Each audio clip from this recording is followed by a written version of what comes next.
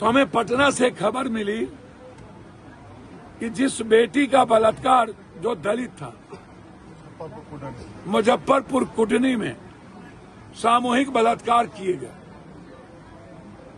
उस बच्ची की आज मौत हो गई।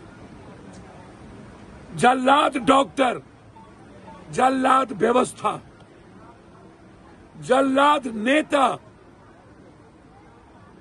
जल्लाद सरकार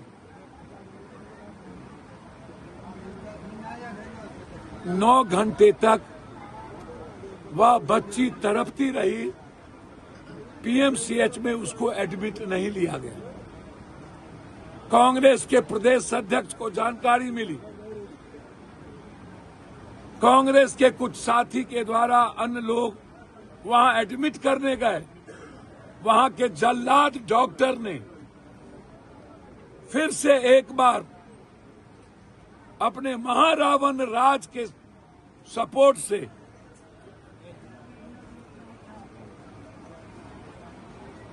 हमारे अध्यक्ष के साथ बदतमीजी किया।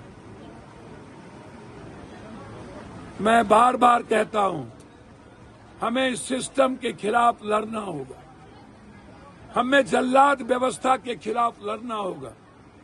ये कैसी व्यवस्था है नीतीश जी कि एक गरीब बेटी, बेटी पढ़ाओ बेटी बचाओ, एक गरीब बेटी को एडमिट होने में हंगामा के बाद 9 घंटा लग गया और आज वो बच्ची दम तोड़ दिया। उन्हें न्याय नहीं मिली और ना जाने डेली दर्जनों बच्ची बलात्कार के शिकार होते हैं। पूर्णिया के धमधा में 2 बच्ची गायब है, 2 दोस्त गायब है, कोई सुनने वाला नहीं। इस तरह हर दिन किसी न किसी गांव में, किसी न किसी ब्लॉक में, किसी न किसी शहर में ड्रग्सी,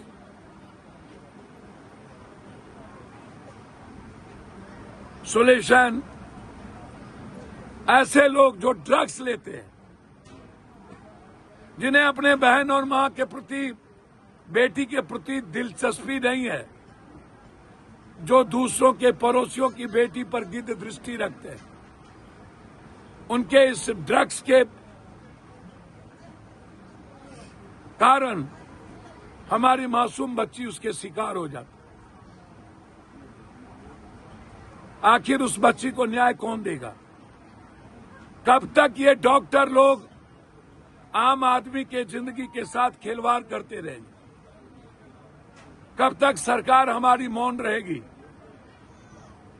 धरती के भगवान जो अपने को खुद भगवान बना लिए, जो आम आदमी के जांच से लाखों करोड़ों कमाते हैं, जो दवाई से लाखों करोड़ों कमाते हैं, जो अल्ट्रासाउंड, सीटी स्कैन, एमआरआई से लाखों करोड़ों कमाते हैं, 2 इंग्लिश डॉक्टर और बड़ी बड़ी ड्रग्स मालिक को खुश करने के लिए करोड़ों लाखों दवाई लिखते हैं। इस देश में एक नियम नहीं बना कि सरकारी अस्पताल में हर कीमत पर सरकारी डॉक्टर जेनेटिक दवाई लिखेगा।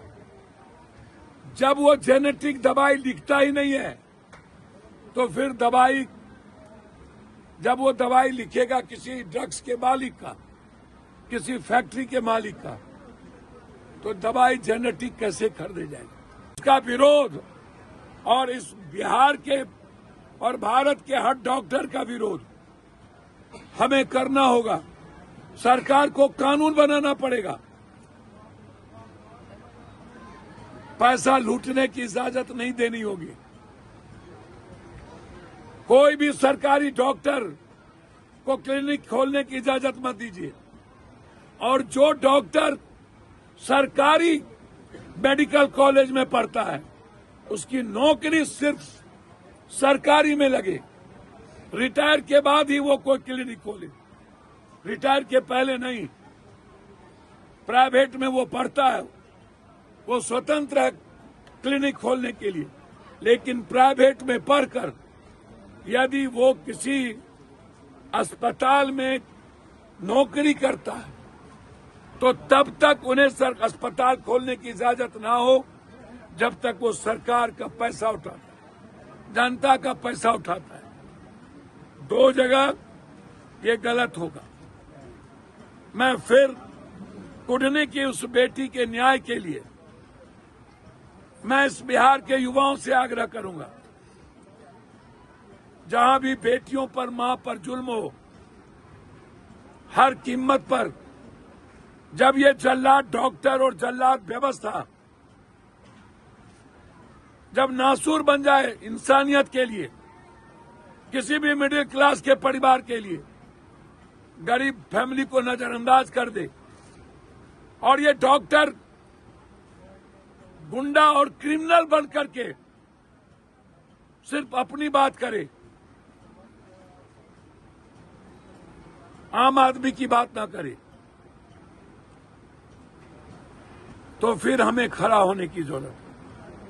हमें पीएमसीएच और सभी सरकारी अस्पताल और कुकुरमुत्ते के तरह जो ये नर्सिंग होम खुल गया है, माफियाओं का, अपराधियों का, जो समाज को लूटता है, ऐसे नर्सिंग होम के खिलाफ हमें लड़ने की जरूरत है।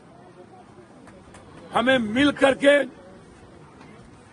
पीएमसीएच के डॉक्टर पर 302 का मुकदमा हो, पीएमसीएच के डॉक्टर की गिरफ्तारी हो हर कीमत पर, और उनका मेडिकल सर्टिफिकेट जो मिला है उसका कैंसिल हो, उसको कहीं भी नौकरी करने की और डिस्पेंसरी चलाने की इजाजत ना मिले। जो इंसान को जानवर समझे, जो इंसान को भगवान ना समझे, जो इंसान की इज्जत ना करे, उसे समाज में जीने का राइट नहीं है।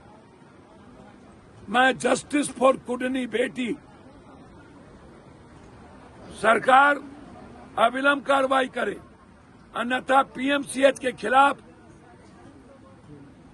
फिर से एक नई जंग की शुरुआत मैं करूंगा। हर डॉक्टर से मैं आग्रह करता हूं, मैं आपका सम्मान करता हूं, लेकिन आप अपनी आदत ना सुधारे, अपने लूटने की प्रवृत्ति को ना सुधारे और आम आदमी के जिंदगी के साथ सहयोग और सम्मान और प्यार का व्यवहार आपका नहीं हुआ तो आपसे ही महाभारत का जंग हम शुरू करेंगे।